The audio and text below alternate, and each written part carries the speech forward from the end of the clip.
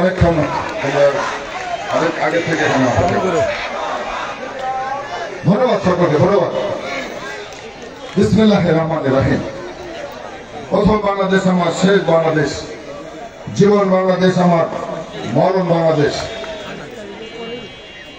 জাতীয়তাবাদী স্বেচ্ছাসেবক দল ঐতিহ্যবাহী সবুজবাগ থানা শাখা আজকের এই কর্মী সভা 2025-এর সংগ্রামী সভাপতি, জাতীয়তাবাদী স্বেচ্ছাসেবক দল সবুজবাগ থানা শাখার বিপ্লবী আহ্বায়ক, জাতীয়তাবাদী ছাত্রদল সবুজবাগ থানা শাখার সাবেক সফল সভাপতি, জাতীয়তাবাদী স্বেচ্ছাসেবক দলের ঢাকা মহানগর দক্ষিণের বিপ্লবী সাংগঠনিক সম্পাদক, রাজপথের এক সাহসী নেতৃত্ব জনাব ওমর ফারুক। উপস্থিত রয়েছেন যারা, আমি সকলের নাম আমার স্বাগত বক্তব্য বলেছি, আমি আর সময় নষ্ট করব না। উপস্থিত জাতীয়তাবাদী স্বেচ্ছাসেবক দল সবুজবাগ থানা শাখার 4টি ওয়ার্ডের এবং সেই ওয়ার্ডের অধীনস্থ সকল ইউনিট কমিটির নেতৃবৃন্দ, উপস্থিত রয়েছেন সবুজবাগ থানা বিএনপি সকল অঙ্গ এবং সহযোগী সংগঠনের সকল পর্যায়ের নেতৃবৃন্দ এবং যারা দীর্ঘক্ষণ আজকের এই কর্মী সভাকে সফল করার জন্য নিজেদের অনেক কাজকর্ম মূল্যবান সময় ফেলে রেখে এখানে এসে উপস্থিত হয়েছেন এবং বক্তব্য শুনছেন, আপনাদের সকলকে আমার ব্যক্তিগত পক্ষ থেকে, আমার প্রাণের সংগঠন বাংলাদেশ জাতীয়তাবাদী স্বেচ্ছাসেবক দলের পক্ষ থেকে, আমার প্রিয় নেত্রী, বাংলাদেশের গণমানুষের নেত্রী, বাংলাদেশের গণতান্ত্রিক আন্দোলনের আপসীর নেত্রী দেশনেত্রী বেগম খালেদা জিয়ার পক্ষ থেকে, বিএনপির সাংগঠনিক অভিভাবক, বিএনপির ভারপ্রাপ্ত চেয়ারম্যান, আমাদের সাংগঠনিক অভিভাবক জনাব তারেক রহমানের পক্ষ থেকে আপনাদের সকলকে জানাচ্ছি রক্তিম শুভেচ্ছা এবং বিপ্লবী অভিনন্দন। প্রিয় সহযোগিতা বন্ধুরা, আমি বক্তব্যের শুরুতে গভীর শ্রদ্ধার সাথে স্মরণ করছি আমাদের আদর্শের জনক, মহান স্বাধীনতার ঘোষক, বাংলাদেশের প্রথম রাষ্ট্রপতি, বহুদলীয় গণতন্ত্রের প্রবক্তা, বাংলাদেশী জাতীয়তাবাদের স্থপতি, আধুনিক বাংলাদেশের রূপকার, বাংলাদেশের রাখাল রাজা, শহীদ রাষ্ট্রপতি জিয়াউর রহমান বীরুত্তমকে আমি শ্রদ্ধার সাথে স্মরণ করছি। আমি শ্রদ্ধার সাথে স্মরণ করছি গত 17 বছর একটি ফ্যাসিবাদ বিরোধী আন্দোলন করতে গিয়ে বিএনপি এবং অঙ্গ সহযোগী সংগঠনের যে সমস্ত বীর যোদ্ধারা তাদের জীবন উৎসর্গ করেছেন। বিশেষ করে জুলাই এবং আগস্ট মাসে ছাত্র জনতার যে গণ অভ্যুত্থান সংগঠিত হয়েছে, সেই গণ অভ্যুত্থানে সফল করার জন্য যারা তাদের জীবন দিয়েছেন, তাদের জীবন দিয়ে দ্বিতীয়বারের মতো প্রিয় মাতৃভূমিকে স্বাধীন করেছেন, আমি সেই সকল বীর যোদ্ধাদেরকে গভীর শ্রদ্ধার সাথে স্মরণ করছি, তাদের বিদেহী আত্মার মাগফিরাত কামনা করছি এবং তাদের শোক সন্তপ্ত পরিবারের প্রতি গভীর সমবেদনা জ্ঞাপন করছি। পাশাপাশি গত 17 বছর আন্দোলন সংগ্রাম করতে গিয়ে আমাদের অনেক সহযোদ্ধা এখনো গুম অবস্থায় রয়েছেন।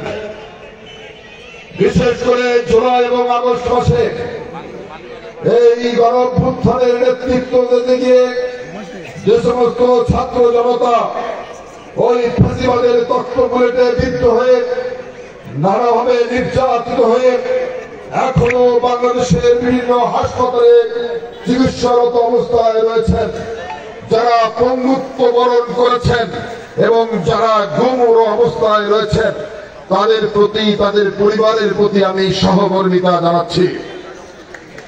প্রিয় উপস্থিতি, আরেকটি লোককে আমি স্মরণ করছি। এই সবুজবাগ এবং এই মাদার থেকে যখনই আসি তখন তাকে আমি একটি রাজনৈতিক সিস্টেমের কারণে, মহানগর দক্ষিণের একটি প্রক্রিয়ার কারণে হয়তো আজকে সে এখানে উপস্থিত নেই, নাহলে আমি অবশ্যই তাকে এখানে থাকার জন্য বলতাম। আমার অত্যন্ত কাছের একটু ছোট ভাই, যার সাথে ছাত্র রাজনীতি একসাথে করেছি। এই মাদার ত্যাগের কৃতি সন্তান, অত্যন্ত জনপ্রিয়, মেধাবী এবং একজন দক্ষ, পরিশ্রমী এবং বিচক্ষণ এবং দূরদর্শী নেতৃত্ব জনাব হাবিবুর রশিদ হাবিব। প্রিয় বন্ধুরা, বক্তব্য ওয়ার্ড পর্যায়ে নেতৃবৃন্দ রেখেছেন, আমরা শুনেছি। আমাদের মহানগরের নেতৃবৃন্দ বক্তব্য রেখেছেন, আমরা শুনেছি। আসলে আমি গতকালকে সিলেটে মৌলভীবাজারে শহীদ রাষ্ট্রপতি জিয়াউর রহমানের 19তম জন্মবার্ষিকী উপলক্ষে, 89তম জন্মবার্ষিকী উপলক্ষে আমি এর আগের দিন বগুড়াতে শহীদ রাষ্ট্রপতি জিয়াউর রহমানের যে একটিমাত্র তার বাড়ি, সেই বগুড়ার গাবতলী বাগবাড়িতে আমি প্রতি বছর ওখানে শীতার্থ মানুষের মাঝে শীতবস্ত্র প্রদান করে থাকি জাতীয়তাবাদী স্বেচ্ছাসেবক দলের ব্যানারে। আমরা 19 তারিখে শহীদ রাষ্ট্রপতি জিয়াউর রহমানের মাজার জিয়ারত শেষ করি আমি সেই বগুড়ার গাবতলী বাগবাড়িতে গিয়েছিলাম। 19 তারিখে রাত 9টায় আমি বগুড়া থেকে রওনা দিয়ে মৌলভীবাজার পৌঁছেছিলাম শহীদ রাষ্ট্রপতি জিয়াউর রহমানের 89তম জন্মবার্ষিকী উপলক্ষে মৌলভীবাজারের শীতার্থ মানুষের মাঝে শীতবস্ত্র প্রদানের জন্য। গতকাল সেই প্রোগ্রামটা শেষ করে আমার আরেকটি প্রোগ্রাম ছিল, সেই প্রোগ্রামটা আজকে আমার ওখানে ছিল। কিন্তু ফারুক এবং বিল্লা যেভাবে ফোন করে আমাকে বলতেছিল, আর কিছুটা দুর্বলতা তো আমার সবুজবাগের প্রতি সবসময় ছিল, এখনো আছে, আগামী দিনে থাকবে। আমি ওদের অনুরোধটুকু আমি ফেলতে পারি নাই, যার জন্য আমি 12টা 15 ফ্লাইট ধরে আমি এখানে 1টা 25-এ এসে এয়ারপোর্টে নেমে সরাসরি আমি এখানে এসেছি।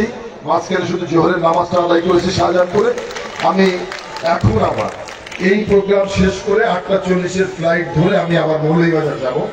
তারপরে আবার আগামীকাল আমি আসবো, রাত্রে এসে আবার প্রোগ্রাম আছে ইনশাল্লাহ।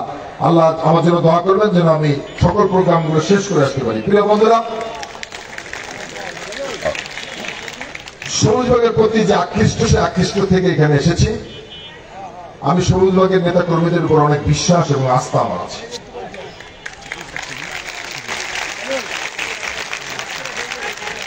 প্রিয় বন্ধুরা, যে কথাটা বলতে চাচ্ছি সেটা হচ্ছে, আপনারা যারা এখানে বসে আছেন দীর্ঘ 17টি বছর আপনারা রাজপথে আন্দোলন সংগ্রাম করেছিলেন। আমাদের পার্টির ভারপ্রাপ্ত চেয়ারম্যান, আমাদের সাংগঠনিক অভিভাবক এবং আমাদের প্রিয় নেত্রী দেশনেত্রী বেগম খালেদা জিয়ার নেতৃত্বে, প্রিয় নেত্রী 7 বছর কারারুদ্ধ থাকার পরে আপনারা সবাই জানেন অসুস্থ হয়ে উনি এখনো চিকিৎসাধীন অবস্থায় রয়েছেন। বিএনপির সম্পূর্ণ নেতৃত্ব দিয়েছেন আমাদের সাংগঠনিক অভিভাবক জনাব তারেক রহমান। উনি এই 17 বছর যে আন্দোলন সংগ্রামে নেতৃত্ব দিয়েছেন, উনি বারবার আপনাদের সামনে এবং জাতির সামনে বক্তব্য রেখেছেন। আমাদের সাংগঠনিক অভিভাবক যারা কথা বলছেন, একটু প্লিজ এই পাশে অনেকে কথা বলছেন, আমি আপনারা কেন আসছেন জানি না, যদি কারো অনেক কথা থাকে তাহলে সে বাসায় চলে যেতে পারেন। প্রিয় সহযোগিতা বন্ধুরা, জনাব তারেক রহমান বারবার জাতির সামনে বক্তব্য রেখেছেন যে বিএনপি যে আন্দোলন সংগ্রাম করছে, এই আন্দোলন সংগ্রাম ক্ষমতায় যাওয়ার জন্য করছে না। বিএনপি ক্ষমতায় যাওয়ার জন্য আন্দোলন সংগ্রাম করছে না। বিএনপি বাংলাদেশের সাধারণ মানুষকে সাথে নিয়ে, বিএনপির কোটি কোটি নেতা কর্মীকে সাথে নিয়ে দেশনেত্রী বেগম খালেদা জিয়া এবং তারেক রহমানের নেতৃত্বে যে আন্দোলন সংগ্রাম করেছিল, শুধুমাত্র বাংলাদেশের মানুষের ভোটার অধিকার প্রতিষ্ঠার জন্য লড়াই করেছে। অর্থাৎ 17 বছর একটি ব্যক্তিবাদী সরকার বাংলাদেশের মানুষকে তার ভোটের অধিকার থেকে বঞ্চিত করেছিল। বাংলাদেশে একটি সংবিধান রয়েছে, সেই সংবিধান বাংলাদেশের মানুষকে স্বীকৃতি দিয়েছে। রাষ্ট্রের মালিক হচ্ছে জনগণ। রাষ্ট্রের মালিক কিভাবে জনগণ হয়? রাষ্ট্রের মালিক জনগণ তখনই হয় যখন রাষ্ট্রের জনগণ তার পছন্দ মতো ব্যক্তিকে একটি ভোট দিতে পারে। কিন্তু 17 বছর শেখ হাসিনা প্রতিবাদী সরকার মানুষের সেই ভোটের অধিকার হরণ করেছিল, মানুষের ভোটের অধিকার থেকে মানুষকে বঞ্চিত করেছিল। আমরা আপনারা দেশনেত্রী বেগম খালেদা জিয়া এবং তারেক রহমানের নেতৃত্বে মানুষের ভোটের অধিকার প্রতিষ্ঠার জন্য লড়াই করেছিলাম, সংগ্রাম করেছিলাম। প্রিয় বন্ধুরা, আমরা লড়াই এবং সংগ্রাম করেছিলাম। 17 বছর শেখ হাসিনা বাংলাদেশের মানুষের কণ্ঠরোধ করে রেখেছিল। অর্থাৎ বাংলাদেশের মানুষ মাঠে ঘাটে পথে প্রান্তরে চার দোকানে বসে মন খুলে স্বাধীনভাবে তার মনের ভাষা ব্যক্ত করতে পারত না। মানুষের মধ্যে ভয় সঞ্চার করে রাখা হয়েছিল। মানুষ তার স্বাধীনভাবে কথা বলার অধিকার থেকে বঞ্চিত হয়েছিল। অর্থাৎ মানুষের কণ্ঠরোধ করা হয়েছিল, মানুষের বাক স্বাধীনতা হরণ করা হয়েছিল। আমরা লড়াই করেছিলাম, আপনারা লড়াই করেছিলেন দেশনেত্রী বেগম খালেদা জিয়া এবং তারেক রহমানের নেতৃত্বে বাংলাদেশের মানুষের সেই বাক স্বাধীনতা ফিরে পাওয়ার জন্য। প্রিয় বন্ধুরা, আমরা লড়াই সংগ্রাম করেছিলাম। প্রিয় নেত্রী দেশনেত্রী বেগম খালেদা জিয়া 9 বছর শেখ হাসিনার বিরুদ্ধে লড়াই সংগ্রাম করার মধ্য দিয়ে যে গণতন্ত্রকে উদ্ধার করেছিল, সেই হারানো গণতন্ত্রকে পুনরুদ্ধার করার জন্য আমরা এবং আপনারা লড়াই সংগ্রাম করেছিলাম। প্রিয় বন্ধুরা, এই লড়াই এবং সংগ্রাম করেছিলেন আপনারা এবং আমরা কি ভোগ করার জন্য? এই লড়াই সংগ্রাম করেছিলেন কি ভোগ করার জন্য? না, আমরা ভোগ করার জন্য লড়াই সংগ্রাম করি নাই। ত্যাগ আপনারা করেছেন, আমরাও করেছি। আপনারা অনেক ত্যাগ স্বীকার করেছেন। প্রিয় বন্ধুরা, 17 বছর এখানে যারা বসে আছেন, আমি মনে করি এবং বিশ্বাস করি আপনাদের সকলের নামে একের অধিক মিথ্যা মামলা রয়েছে। আপনারা একাধিকবার কারাবরণ করেছেন। আপনারা রিমান্ডের নামে দিনের পর দিন অমানসিক নির্যাতন ভোগ করেছেন। আপনার সহযোদ্ধা জীবন দিয়েছেন, আপনার আরেক সহযোদ্ধা পঙ্গুত্ব বরণ করেছেন। আমরা দেখেছি খিলগাঁয়ের ছাত্র নেতা জনিকে নির্মম ভাবে একটা গুলি করলে একটা মানুষকে হত্যা করা যায়, কিন্তু ফ্যাসিবাদী শেখ হাসিনা নুরুজ্জামান জনির বুকে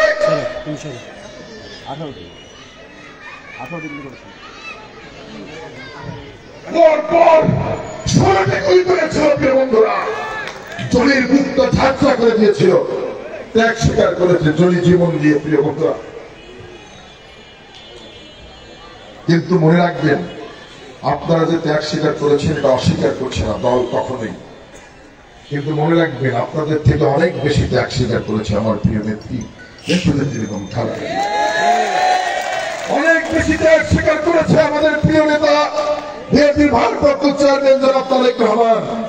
অনেক বেশি ত্যাগ স্বীকার করেছে জিয়া পরিবার। ত্যাগ স্বীকার করেছে না প্রিয় বন্ধুরা?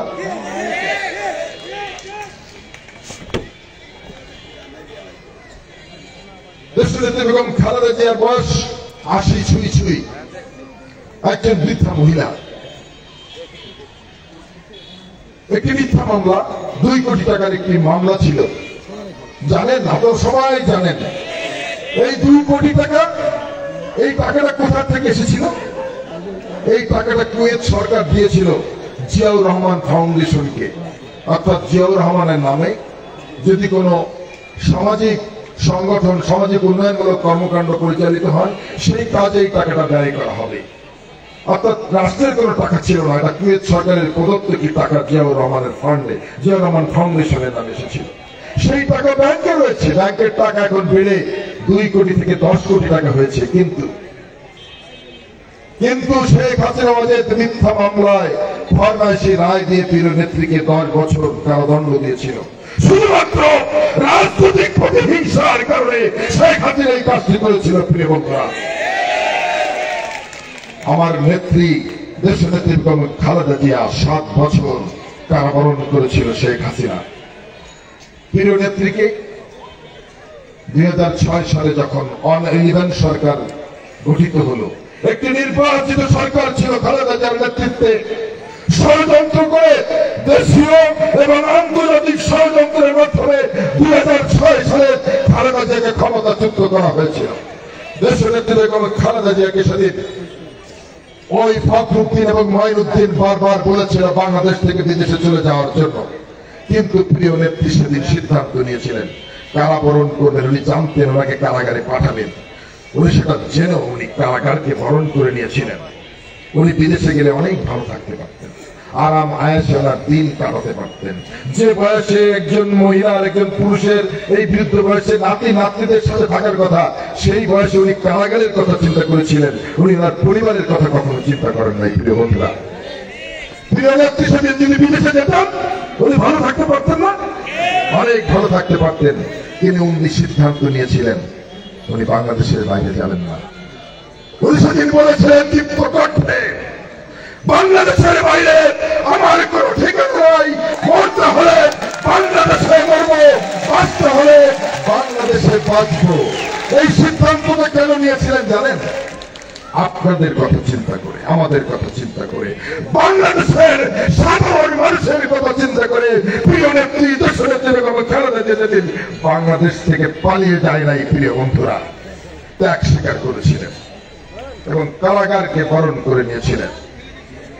দেশনেত্রী বেগম খালেদা জিয়ার ঢাকা শহরে কোনো বাড়ি নাই।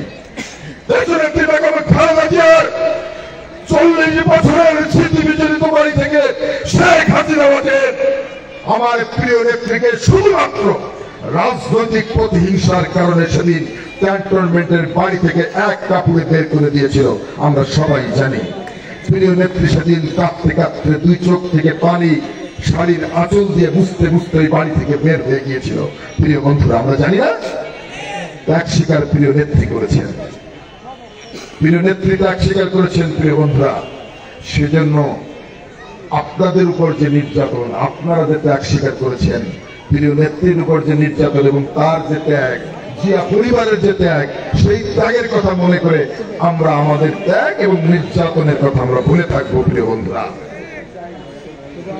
মনে রাখবেন, রাজনীতি সবাই করি আমরা, রাজনীতি করতে হবে মানুষের জন্য, মানুষের ভালোবাসা পাওয়ার জন্য, মানুষের অন্তরের মধ্যে যাওয়ার জন্য রাজনীতি করতে হবে।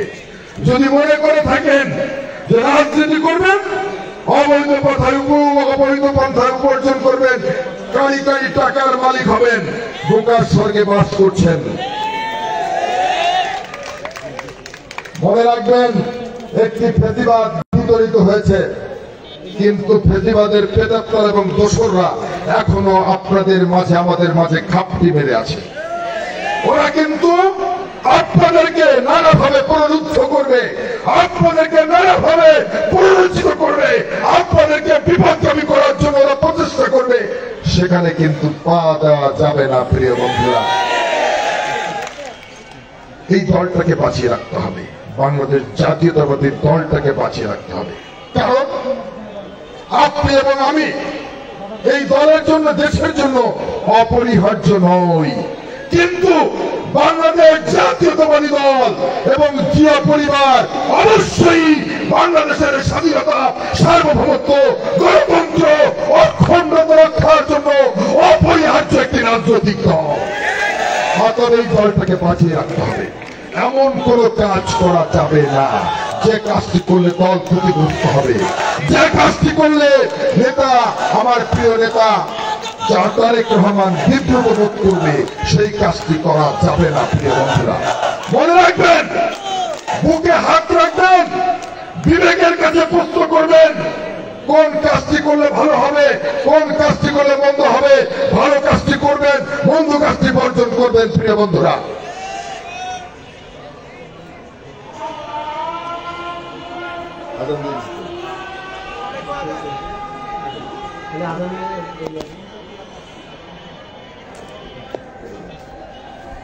একটু আজানটা শেষ হোক।